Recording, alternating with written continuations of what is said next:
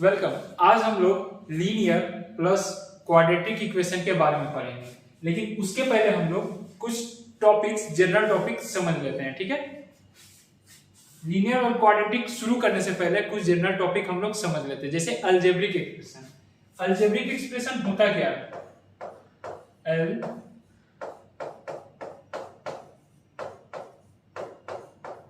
Algebraic expression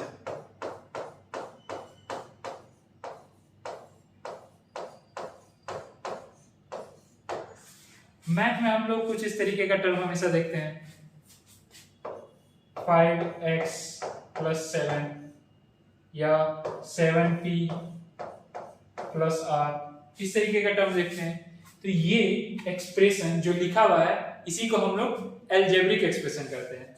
note यहाँ पे ध्यान देने वाली बात ये है कि इसमें जो ऑपरेशन हो रहा है इसके साथ टर्म्स जुड़ रहा है। ठीक है, तो यहाँ पे हम जस्ट इसको समझने के लिए इसको रफ कर देते हैं और इसको बॉक्सिंग कर देते हैं। ठीक है, 5 को बॉक्सिंग कर रहे हैं, x को बॉक्सिंग कर रहे हैं, प्लस को बॉक्सिंग कर रहे हैं और 7 को बॉक्सिंग कर रहे हैं। ठीक है, यहाँ 4 डिफरेंट नोटेशन या सिंबल यूज हुआ है। 5x इसको टर्म कहते हैं। ठीक है, इस वाले को टर्म कहेंगे हम लोग, इसको एक टर्म कहते हैं और इसको दूसरा टर्म कहते हैं। ठीक है, तो इस एक्सप्रेशन में दो टर्म है, एक तो मेरा 5x और दूसरा है 7। प्लस को हम लोग ऑपरेटर कहते हैं। ठीक है, ऑपरेटर कहते हैं प्लस को। प्लस को हम लोग क्या कहेंगे? ऑपरेटर। 7 को हम लोग कांस्टेंट कहते हैं। 7 को हम लोग कांस्टेंट कहते हैं। 5 को कोएफिशिएंट और x को वेरिएबल। तो x को हम लोग वेरिएबल और 5 को हम लोग coefficient.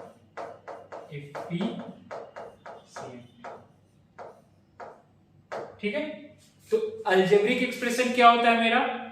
Combination of coefficient, variable, operator and constant.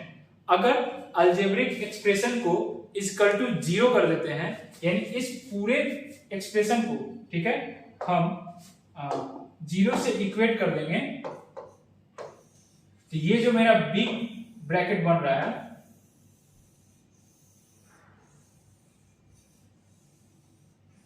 इसको हम लोग अलजेब्रिक इक्वेशन कहते हैं। ठीक है, तो यहां पे हमने दो टर्म पढ़ा। पहला तो हमने अलजेब्रिक एक्सप्रेशन पढ़ा जो कि एक्सप्रेशन है इस तरीके का जिसमें operator, coefficient, variable, coefficient, constant का यूज है। और दूसरा, अगर इसको इक्वल टू 0 कर देते हैं तो ये मेरा बन जाता है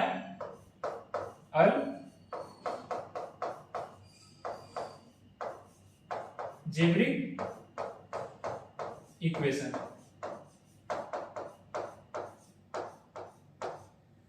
ना ये दो चीज तो पढ़ लिया। फिर एक थर्ड होता है अलजेब्रिक आइडेंटिटीज। ठीक है, तो थर्ड मेरा टॉपिक क्या है? Algebraic identities.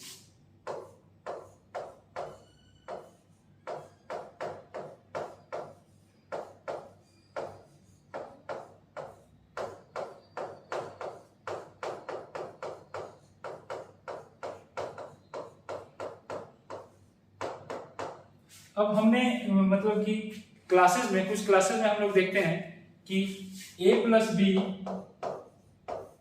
का whole square equal to a² + b² + 2ab। Now यहाँ पे a b का कोई पर्टिकुलर वैल्यू ही नहीं हो, ये हर वैल्यू पे इसको सेटिस्फाई करेगा। ठीक है, LHS RHS के बराबर आएगा। तो मान लेते हैं a का वैल्यू है, पुट मान लेते हैं assume a = 6 and b = 8। Okay, तो a + b का होल स्क्वायर = 6 + 8 का होल स्क्वायर = 14 का होल स्क्वायर, यानी 196। ठीक है, ये मेरा LHS आएगा। तो RHS क्या आएगा मेरा? 6a² 6² + 8² + 2 times 6 times 8 = 36 + 64 + 8 6 48 2 90 8 6 या 48 टाइम्स 2 48 6 96। इसको हम लोग सम करेंगे तो मेरा 196 आएगा। तो हम देख रहे हैं 6 प्लस 8 के लिए है। अब मान लेते हैं a का वैल्यू 2 और 1 हो जाए, ठीक है। a इज इक्वल टू 2 और b इज इक्वल टू 1। तो LHS क्या होगा मेरा 2 प्लस 1 का होल स्क्वायर यानी 3 का स्क्वायर 9, और RHS क्या होगा मेरा 2 square plus 1 square plus 2 times 1 times 2 यानी ये भी मेरा 9 आ जाएगा। तो हम लोग देख रहे हैं कि अलजेब्रिक आइडेंटिटीज में a और b का कोई भी वैल्यू रहेगा LHS RHS के बराबर रहेगा, लेकिन अलजेब्रिक इक्वेशन में हम लोग जस्ट हम लोग देखते हैं कि अगर 5x minus 15 is equal to 0, ठीक है। अब कोई भी वैल्यू पे नहीं, x का अगर सिर्फ 3 आता है तभी ये बराबर होगा, यानी LHS is equal to RHS होगा। ओके, यहाँ पे समझ में आया कि what is the difference between algebraic identities and algebraic equation.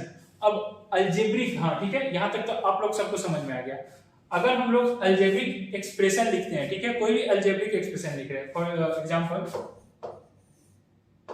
7x square plus 5x plus 2, कोई भी अलजेब्रिक एक्सप्रेशन ले रहे हैं, अगर जो एक्सप्रेशन में जो वेरिएबल है उसका जो एक्सपोनेंट यानी पावर होल नंबर में है तो इसको हम लोग पॉलिनोमियल कह सकते हैं, ठीक है। इसको हम लोग पॉलिनोमियल कह सकते हैं। कंडीशन क्या होना चाहिए कि अलजेब्रिक एक्सप्रेशन में एक्सपोनेंट का जो पावर हो वो होल नंबर में, जैसे यहाँ पे 2 है, यहाँ पे 1 है और यहाँ पे कुछ नहीं है पावर। दूसरा पावर यहाँ पे डोनेट कर सकते हैं x का पावर 0, ठीक है। अब इसमें जो 2 है मेरा, जो 2 आ रहा है वो क्या है मेरा हाईएस्ट डिग्री यानी हाईएस्ट पावर है। तो डिग्री क्या होता है इक्वल टू हाईएस्ट पावर, इसी को हम लोग डिग्री कहते हैं, ठीक है। हाईएस्ट पावर और डिग्री जो कि यहाँ पे 2 है। तो इस पोलिनोमियल का हाईएस्ट पावर मेरा 2 होगा, और अगर इसको सॉल्व करेंगे जो आगे क्लास में हम लोग देखेंगे तो यही मेरा सॉल्यूशन मिलेगा। और बाय द वे ये एग्जांपल है मेरा क्वाड्रेटिक इक्वेशन का, ठीक है। ये मेरा एग्जांपल है क्वाड्रेटिक इक्वेशन का, ठीक है। और ये मेरा एग्जांपल था linear equation 1 variable, linear equation, ठीक है। 1 वेरिएबल 1 वेरिएबल्स। तो नेक्स्ट क्लास में हम लोग linear equation 1 variable 2 variable and 3 variable क्या हम लोग पढ़ेंगे।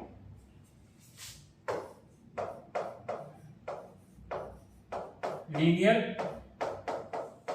Equation 1 variable